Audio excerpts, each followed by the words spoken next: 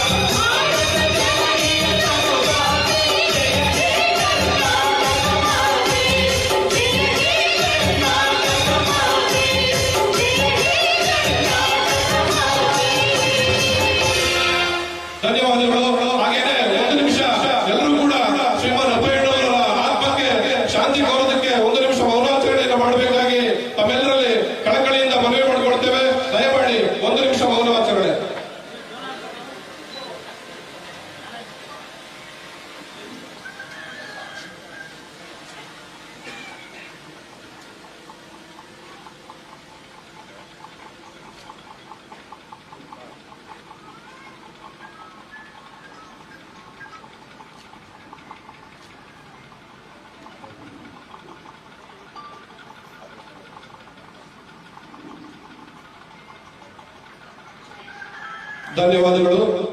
ಈಗ ಬಂದಿರುವಂತ ಎಲ್ಲ ಮುಖಂಡರುಗಳನ್ನ ಆಹ್ವಾನ ಮಾಡಲಿದ್ದಾರೆ, ಸ್ವಾಗತ ಕೋರಲಿದ್ದಾರೆ ನಮ್ಮ ತಾಲೂಕಿನ ಅಧ್ಯಕ್ಷರಾದಂತಹ ಆರ್ ಮುನೇಗೌಡರು.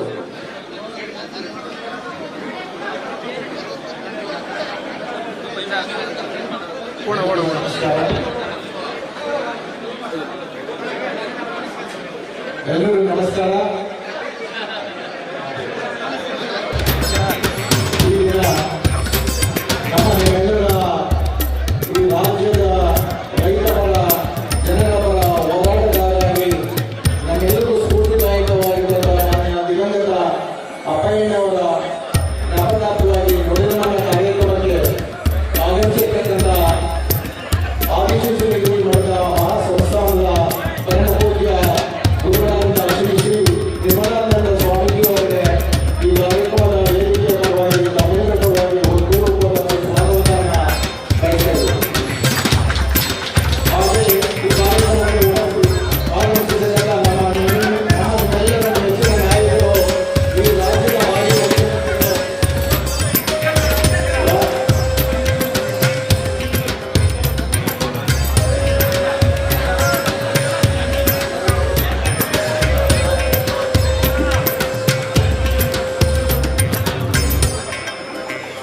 ನಮ್ಮ ಎಲ್ಲರ ನಾಯಕರು, ಈ ರಾಜ್ಯದ ಮಾಜಿ ಮುಖ್ಯಮಂತ್ರಿಗಳು, ಭಾರತ ಸರ್ಕಾರದ ಬೃಹತ್ ಮತ್ತು ಕೈಗಾರಿಕೆ ಮತ್ತು ಗಣಿ ಮತ್ತು ಉಕ್ಕು ಖಾತೆ ಸಚಿವರು, ರಾಜ್ಯದ ಜನರ ಮುಖ್ಯಮಂತ್ರಿಯಾಗಿರ್ತಕ್ಕಂಥ ಕುಮಾರಣ್ಣವರಿಗೆ ಕಾರ್ಯಕ್ರಮವನ್ನು ಸ್ವಾಗತವನ್ನು ಬಯಸಿದ್ದೇವೆ.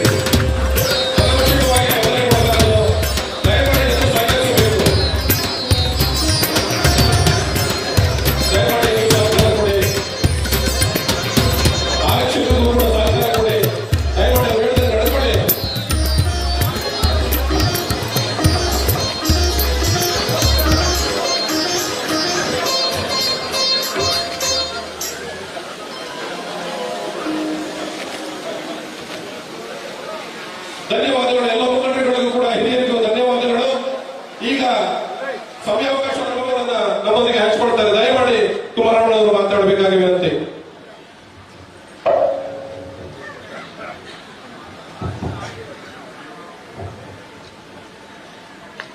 ಇವತ್ತಿನ ಅಪ್ಪಯ್ಯನವರು ನಮ್ಮೆಲ್ಲರೂ ಹಿರಿಯರಿಗೂ ಅವರ ಒಂದು ನಾವು ಯಾರು ನಿರೀಕ್ಷೆ ಮಾಡದೆ ಅಂತ ಒಂದು ಸಾವು ಅವರಿಗೆ ಬಂದೋದಕ್ಕೆ ಕೂತಿದ್ದೇವೆ. ನನ್ನ ಮನಸ್ಸಿನಲ್ಲಿ ವೈಯಕ್ತಿಕವಾಗಿ ಇನ್ನು ಹಲವಾರು ವರ್ಷಗಳು ನಮ್ಮ ಜೊತೆ ಇರ್ತಕ್ಕಂಥ ಒಂದು ನಂಬಿಕೆ ಅವರ ಒಂದು ಸಾವಿನ ಸ್ಥಿತಿಯಲ್ಲಿ ದೆಹಲಿಗೆ ಬಂದಾಗ ನಮ್ಮ ಹುಡುಗನಿಗೆ ಹೇಳಿದೆ, ಸಾಧ್ಯ ಇಲ್ಲಪ್ಪ, ಇವಾಗ ಬೇರೆ ವಿಷಯ ಹೇಳ್ತಾರೆ, ನೋಡಿ ಇನ್ನೊಂದು ಸಲ ಕೆಲಸ ಮಾಡಬೇಕು. ಯಾಕೆಂದ್ರೆ ಅಪ್ಪಯ್ಯನವರ ಆರೋಗ್ಯ ಯಾವ ಮಟ್ಟದಲ್ಲಿ ತಿಳಿದಿದೆ, ನಾವು ಒಂದು ನೋಡೋ ಎಚ್ಚರಿಕೆ ಗಮನಿಸಿರ್ತಕ್ಕಂಥದ್ದು. ಅವ್ರು ಇನ್ನೂ 15 ವರ್ಷಗಳು ಸಕಾಲಿಕರಾಗಿರ್ತಾರೆ ಅಂತಕ್ಕಂಥ ಒಂದು ಅವರ ಆರೋಗ್ಯ ನಮ್ಮ ಭಾವನೆ. ಇಂಥ ಒಂದು ಸಂದರ್ಭದಲ್ಲಿ ನಾವು ಅವರನ್ನ ಸಮಾಜಕ್ಕೆ ಸಲ್ಲಿಸತಕ್ಕಂಥ ಸೇವೆಗೆ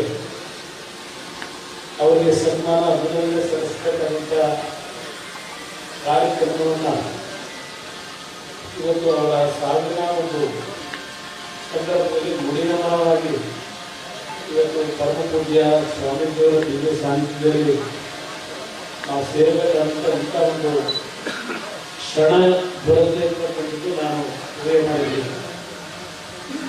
ಇವತ್ತೆಲ್ಲ ಅವರ ಸ್ನೇಹಿತರುಗಳು, ಮಾಜಿ ಶಾಸಕರುಗಳು, ಅವರ ಒಡನಾಡಿಗಳು, ನನ್ನ ಅಶ್ವಮೇಧವರು ಕೂಡ ಆತ್ಮೀಯ ಸಂಬಂಧ. ನಾನು ಬಹಳ ವರ್ಷಗಳಿಂದ ಗಮನಿಸಿದ್ದೀನಿ, ತುಂಬ ಆತ್ಮೀಯ ಸಂಬಂಧ ಸುದೀರ್ಘವಾಗಿದೆ.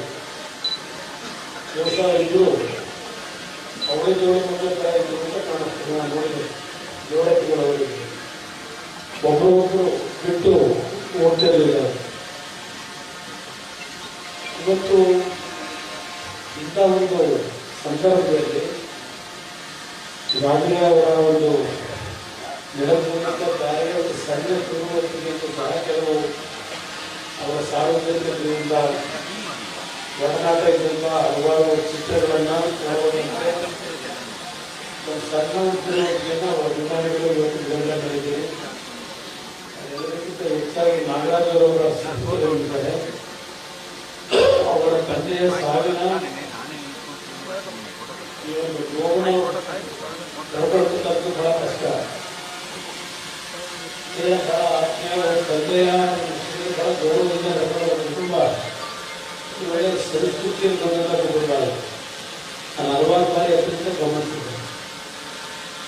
ಅವರ ಒಂದು ಸಾವಿನ ಒಂದು ವಿಷಯದಲ್ಲಿ ಇವತ್ತು ಬಹಳ ನಮಗೂ ಬಹಳ ನೋವಾದ ಮಾತುಗಳನ್ನು ನಾವು ಮೇಲೆ ಹೇಳಿದ್ದಾರೆ.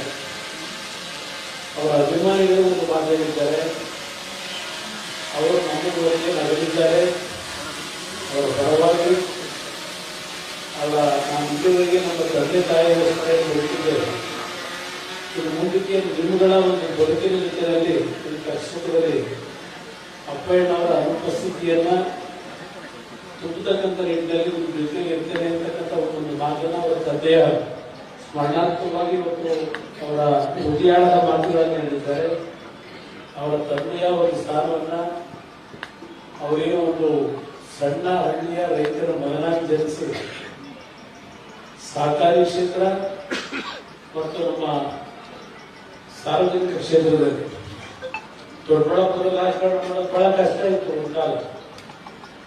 ಇಲ್ಲಿ ರಾಜಕಾರಣ ಯಾವ ರೀತಿ ನಡ್ಕೊಂಡು ಸುದೀರ್ಘವಾಗಿ ಹಳೆ ರಾಜಕಾರಣ ನೋಡಿದ್ದೆ. ನಾನು ಸಣ್ಣ ಹುಡುಗರಿಂದ ನಾನು ರಾಜಕೀಯಕ್ಕೆ ಪ್ರವೇಶ ಮಾಡೋದಕ್ಕಿಂತ ಮುಂಚೆ ಬಹುಶಃ ಕನಕಪುರ ದೊಡ್ಡಬಳ್ಳಾಪುರ ಎರಡೂ ಕ್ಷೇತ್ರಗಳು ಯಾವ ರೀತಿ ಈ ರಾಜಕಾರಣ ನಡೆದಿದೆ ಅಂತಕ್ಕಂಥದ್ದನ್ನು ನಾನು ಸ್ವಲ್ಪ ತಿಳ್ಕೊಂಡಿದ್ದೀನಿ. ಅಂತ ಒಂದು ಕ್ಲಿಷ್ಟಕರವಾದಂಥ ಸಂದರ್ಭದಲ್ಲಿ ಯಾವುದೇ ರೀತಿಯ ಒಂದು ರಾಜಕೀಯದ ಶಕ್ತಿ ಇಲ್ಲದೆ ಇರಲಿ, ದೊಡ್ಡ ದೊಡ್ಡ ಘಟಾನುಘಟಿಗಳ ಜೊತೆಯಲ್ಲಿ ಹೋರಾಟ ಮಾಡಿ ಈ ಒಂದು ಪಕ್ಷವನ್ನು ಉಳಿಸಿ ಬೆಳೆಸಿರ್ತಕ್ಕಂಥದ್ದೇನಿದೆ ಅವರಿಗೆ ಇದೆಲ್ಲ ದುಡಿಮೆ ಶ್ರಮ ಇದೆ. ಅವರಿಗೆ ತರಬೇಕು ಈ ಪಕ್ಷದ ಒಂದು ಸಂಘಟನೆ, ಈ ಪಕ್ಷಕ್ಕೆ ಈ ತುಕುಗಳ ಭಾಗದಲ್ಲಿ ಶಕ್ತಿ ತುಂಬಿರ್ತಕ್ಕಂಥದ್ದು ಅವ್ರ ಕಾಲು ಬಹಳ ದೊಡ್ಡ ಮಟ್ಟದಲ್ಲಿ ಸಿಗುತ್ತಾಗಿದೆ.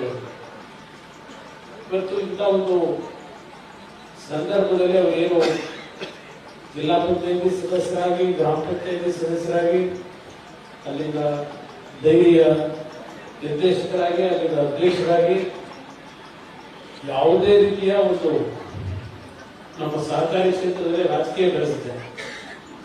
ಎಲ್ಲರಿಗೂ ಇವತ್ತು ಹಾಲು ಉತ್ಪಾದನೆ ಮಾಡ್ತಕ್ಕಂಥ ವಿಷಯದಲ್ಲಿ ನಮ್ಮ ರೈತರ ಬದುಕಿಗೆ ಅದು ದೊಡ್ಡ ಮಟ್ಟದ ಒಂದು ಶಕ್ತಿ ಇರತಕ್ಕಂಥದ್ದು ಹಾಲು ಉತ್ಪಾದನೆ. ಅದನ್ನ ಇವತ್ತು ಹೆಚ್ಚಿನ ರೀತಿಯಲ್ಲಿ ರೈತರಿಗೆ ಒಂದು ಶಕ್ತಿ ತುಂಬತಕ್ಕಂಥದ್ದು, ವಿಶೇಷವಾಗಿ ನಮ್ಮ ತಾಯಿಯರು ಆರ್ಥಿಕವಾಗಿ ಬೆಳೀತಕ್ಕಂಥ ನಿಟ್ಟಿನಲ್ಲಿ ಅವರು ಧೈರ್ಯ ನಮ್ಮ ಬೆಂಗಳೂರು ಸಹಕಾರಿ ಹಾಲು ಉತ್ಪಾದಕ ಸಂಘದ ಅಧ್ಯಕ್ಷರಾಗೂ ಸಹ ಒಳ್ಳೆಯ ಕೆಲಸ ಮಾಡಿದ್ದಾರೆ. ಆರ್ಥಿಕ ಶಕ್ತಿಯನ್ನ ತುಂಬತಕ್ಕಂಥ ಕೆಲಸದಲ್ಲಿ ಪ್ರಾಮಾಣಿಕವಾಗಿ ಅವರು ಸೇವೆ ಇರ್ತಕ್ಕಂಥದ್ದು ಅಷ್ಟೇ ಅಲ್ಲ. ಇವತ್ತು ಈ ಭಾಗದಲ್ಲಿ ನಾನು ಪ್ರಗತಿಯಾಗಲಿದೆ ನಮ್ಮ ಕ್ಲಾಸ್ ಮಾತಾಡ್ತಾ ಇದ್ರು. ಅವರು ಜನತಾದಳದ ನಿಷ್ಠಾವಂತ ಕಾರ್ಯಕರ್ತರಾಗಿದ್ರು.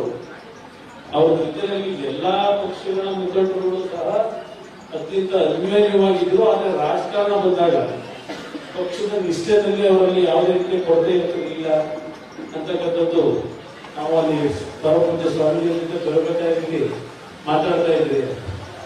ಅದರಿಂದ ಇವತ್ತು ಅವರ ಒಂದು ಹೇಳಿಕೆಯಲ್ಲಿ ವೈಯಕ್ತಿಕವಾಗಿ ನಮ್ಮ ಪಕ್ಷದೊಂದಿಗೆ ನನಗೂ ಒಂದು ದೊಡ್ಡ ಮಟ್ಟದ ನಷ್ಟ ಅಂತಕ್ಕಂಥದ್ದು ಏನಿರ್ತದೆ. ಇವತ್ತು ಇಂಥ ಒಂದು ದಿನ ನಾವು ಇಷ್ಟು ಬೇಗ ಬರುತ್ತೆ ಅಂತಕ್ಕಂಥದ್ದು ನಾನು ನೆನೆಸ್ಕೊಂಡಿರಲಿಲ್ಲ. ಅದು ಒಂದು ಇವತ್ತು ನಾವು ಇವತ್ತು ಕ್ಷಮೆ ಕೊಡ್ತಕ್ಕಂಥದ್ದು ಅವರ ಸಾವಿನ ದಿನ. ನಮ್ಮ ಕುಟುಂಬದಿಂದ ನಾವು ಯಾರು ಕಲಿತಾಗಿಲ್ಲ. ರೇವಣ್ಣವರು ಸಹ ನನಗೆ ಮುದ್ದೆ ಹೇಳಿದಾಗ ನಾನಾದರೂ ಕೊಡ್ತಿದ್ದೆ ಅಂತ ನಾವು ಎಲ್ಲ ಕಡೆ ಮನಸ್ಸನ್ನು ಕೊಡಲಿದೆ. ಯಾಕೆಂದ್ರೆ ಈ ಪಕ್ಷಕ್ಕೆ ದೇವೇಗೌಡರಿಗೆ ಅವ್ರಿಗಿದ್ದಂಥ ಒಂದು ನಿಷ್ಠೆ, ಪ್ರೀತಿ, ಅಭಿಮಾನ ಇದೆ. ಕೊನೆಯ ಒಂದು ಅಂತಿಮ ದರ್ಶನವನ್ನು ಅವ್ರು ಪಡಿಬೇಕಾಗಿತ್ತು. ಆದರೆ ನಮಗೆ ಬೇರೆಯಲ್ಲಿ ಇದ್ದಂಥ ಪೂರ್ವನಿಯುಕ್ತ ಕಾರ್ಯಕ್ರಮಗಳಿಂದ ಬರಲಿಕ್ಕೆ ಸಾಧ್ಯ ಆಗಲಿ. ಅದರ ಹಿನ್ನೆಲೆಯಲ್ಲಿ ನಾರಾಯಣ ಸ್ವಾಮಿ ಅವರಿಗೆ ಇದನ್ನು ಮಾಡಿ ಒಂದು ನುಡಿಗಮನ ಕಾರ್ಯಕ್ರಮವನ್ನು ದೊಡ್ಡದಾಗಿ ಏರ್ಪಾಡು ಮಾಡಿದ್ರೆ ಆ ಕಾರ್ಯಕ್ರಮದಲ್ಲಿ ನಾನು ಇಷ್ಟೇ ಕೆಲಸದಲ್ಲಿ ಭಾಗವಹಿಸಿ ನನ್ನೊಂದೆರಡು ಅವರ ಆತ್ಮಕ್ಕೆ ಶಾಂತಿ ದೊರಕತಕ್ಕಂಥ ಪ್ರಾರ್ಥನೆ ಸಲ್ಲಿಸಲಿಕ್ಕೆ ಒಂದು ಕಾರ್ಯಕ್ರಮದಲ್ಲಿ ಭಾಗವಹಿಸ್ತೀನಿ ಅಂತಕ್ಕಂಥ ಮಾತಾಡಿದೆ. ಇವತ್ತು ಸಹ ನನಗೆ ಇದ್ದಕ್ಕಿದ್ದಾಗೆ ದಿಢೀರ್ನೆ ನಮ್ಮ ರಾಷ್ಟ್ರದ ಉಪರಾಷ್ಟ್ರಪತಿಗಳು ಬೆಂಗಳೂರು ಬಂದಿದ್ದಾರೆ. ಅವರು ಒಂದು ಕಾರ್ಯಕ್ರಮದಲ್ಲಿ ನನಗೆ ನಾನು ಬರ್ತಾ ಇದ್ದೇನೆ, ನೀವು ಬರಬೇಕು ಅಂತಕ್ಕಂಥ ಒಂದು ಕಾರ್ಯಕ್ರಮ. ಕೊನೆಗೆ ನಾನು 2-3 ದಿವಸಗಳಿಂದ ಮಾತಾಡ್ತಾ ಇದು ಬೆಳಗಿನ ಒಂದು ಅವಧಿಯಲ್ಲಿ ನಿಮ್ಮ ಜೊತೆಯಲ್ಲಿ ಬರಲಿಕ್ಕೆ ಸಾಧ್ಯ ಆಗಲಿಕ್ಕೆ ಶ್ರಮ ಕೊಡ್ತೀನಿ. ಯಾಕೆಂದ್ರೆ ನಮ್ಮ ಪಕ್ಷದ ಹಿರಿಯ ಒಬ್ಬರು ಅವರೇ ತೀರ್ಕೊಂಡಿದ್ದಾರೆ, ಅವರ ನುಡಿಗಮನ ಕಾರ್ಯಕ್ರಮದಲ್ಲಿ ಭಾಗವಹಿಸಬೇಕಾದಂಥ ಅನಿವಾರ್ಯತೆ ನನ್ನಲ್ಲಿದೆ. ಮಧ್ಯಾಹ್ನದ ಮೇಲೆ ನಿಮ್ಮ ಕಾರ್ಯಕ್ರಮಕ್ಕೆ ನಾನು ನಿಮ್ಮ ಜೊತೆಯಲ್ಲಿ ಭಾಗವಹಿಸಿದ್ರೆ ದಯವಿಟ್ಟು ಶ್ರಮಿಸಬೇಕು ಅಂತೇಳಿ ದೇಶದ ಉಪರಾಷ್ಟ್ರಪತಿಗಳಿಗೆ ನಾನು ಸಭೆ ಕೊಡಿ ಅವರಿಂದ ಅನುಮತಿ ಕೊಟ್ಟು ಇವತ್ತು ಈ ಕಾರ್ಯಕ್ರಮಕ್ಕೆ ಬಂದಿದ್ದೇನೆ. ಅದರಿಂದ ಇವತ್ತು ನಾನು 3 ಗಂಟೆ ಒಳಗೆ ಬೆಂಗಳೂರು ತಲುಪಲೇಬೇಕು. ಇದೇನು ಬಹುಶಃ ಇನ್ನೂ ನಿಮ್ಮ ಜೊತೆಯಲ್ಲಿ 2 ಗಂಟೆ ಇಲ್ಲೇ ಇರ್ತಾ ಇದ್ದೇನೆ. ಉಪರಾಷ್ಟ್ರಪತಿಗಳ ಕಾರ್ಯಕ್ರಮ ಇದ್ದೇ ಹೋಗಿದೆ. ಅದರಿಂದ ಇವತ್ತು ನಿಮ್ಮ ಜೊತೆಯಲ್ಲಿ ನಾವಿದ್ದೇವೆ. ಇವತ್ತೇನು ಅಪ್ಪಯ್ಯಣ್ಣ ಅವರ ಅನುಪಸ್ಥಿತಿ ಇದೆ ಗೊತ್ತಿದೆ ನನಗೆ. ಅದು ಅಪ್ಪಯ್ಯಣ್ಣ ಸ್ಥಾನ ತುಂಬಾ ಗಾಯಗಳ ಇದ್ದಾಗಬೇಕು. ಅವರ ಬಾಂಧವ್ಯ ಜನಗಳ ಜೊತೆಯಲ್ಲಿ ಏನು ಕಾರ್ಯಕರ್ತರ ಜೊತೆ ನಿಂತ್ಕೊಂಡಂತ ಬಾಂಧವ್ಯ ಇದೆ. ಮತ್ತಿನ್ನೊಂದು ಅಪ್ಪಯ್ಯನವರನ್ನ ನಾವು ಸೃಷ್ಟಿ ಮಾಡೋದು ಬಹಳ ಕಷ್ಟಪಡಬೇಕು. ಆದರೂ ಸಹ ಈ ಜೊತೆಯಲ್ಲಿ ಯಾವುದೇ ಒಂದು ಸಮಸ್ಯೆ ಇದ್ದಾಗ ನಿಮ್ಮ ಜೊತೆ ಇರ್ತೇವೆ. ಭಗವಂತ ಅವರ ಆತ್ಮಕ್ಕೆ ಶಾಂತಿ ಕೊಡಲಿ, ಅದ್ರ ಜೊತೆಗೆ ಅವರ ಕುಟುಂಬಕ್ಕೆ ಅವರ ಮಗಳಿಗೆ ಇವತ್ತು ನಮಸ್ಕಾರ ಕುಟುಂಬದ ಎಲ್ಲರಲ್ಲೂ ಒಂದು ನೋವಿದೆ. ಆ ನೋವನ್ನು ಬಳಸ್ತಕ್ಕಂಥ ಶಕ್ತಿ ಭಗವಂತ ನೀಡಲಿ ಅಂತಕ್ಕಂಥ ಪ್ರಾರ್ಥನೆ ಸಲ್ಲಿಸಿ ನಿಮ್ಮ ಮನಸ್ಸಿನ ನಿರ್ಧಾರ